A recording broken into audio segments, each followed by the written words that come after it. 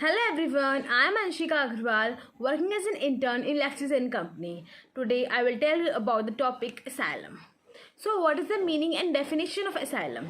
The term asylum means the shelter and active protection which is extended to a political refugee from another state by state which admits him on his request.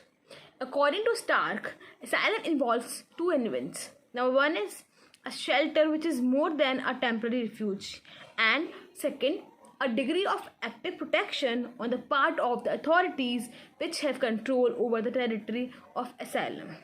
Now, what is right of asylum? According to Article 14 of the Universal Declaration of Human Rights, that is UDHR, everyone has a right to seek and enjoy in other countries asylum from prosecution.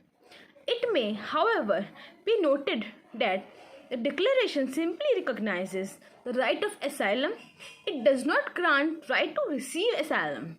Thus, although everyone has a right to seek asylum, yet there is no corresponding duty of states to grant asylum.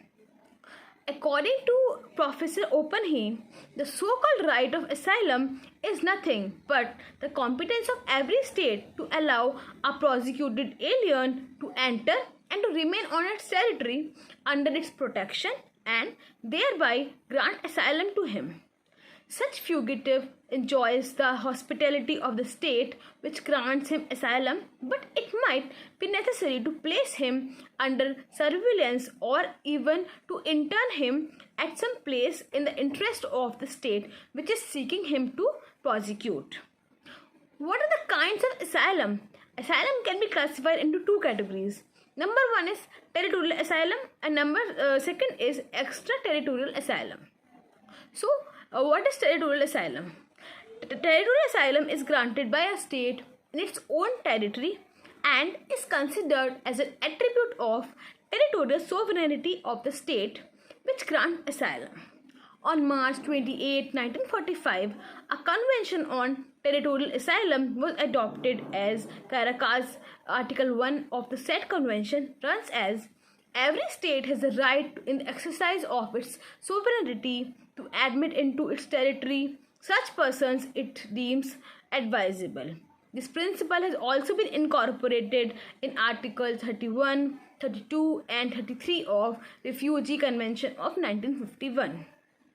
Now here are some examples of asylum, like example of Dalai Lama and his Tibetan followers. The grant of asylum to Dalai Lama and his followers is an indication of the exercise of territorial sovereignty by India. India, as a sovereign state, was within her rights to grant asylum to Dalai Lama and his followers in the territory of India. Second is influx of refugees from Bangladesh.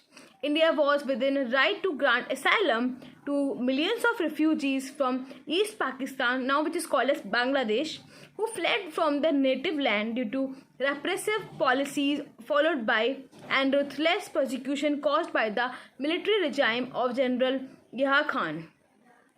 Now second one is extraterritorial or diplomatic asylum. A state may grant asylum in its embassy in foreign countries or in its public vessels. Extraterritorial or diplomatic asylums may be classified into following categories. Number one is asylum in foreign legation. Since the granting of diplomatic asylum involves a derogation from the sovereignty of the state, international law ordinarily does not recognize a general right of a head of mission of grant asylum in the premises of legation. According to Stark, asylum may be granted in the legation premises in the following exceptional cases, in which number one is asylum may be granted for temporary period to individuals who are physically in danger from mob violence or in case of fugitive who is in danger because of political corruption in the local state.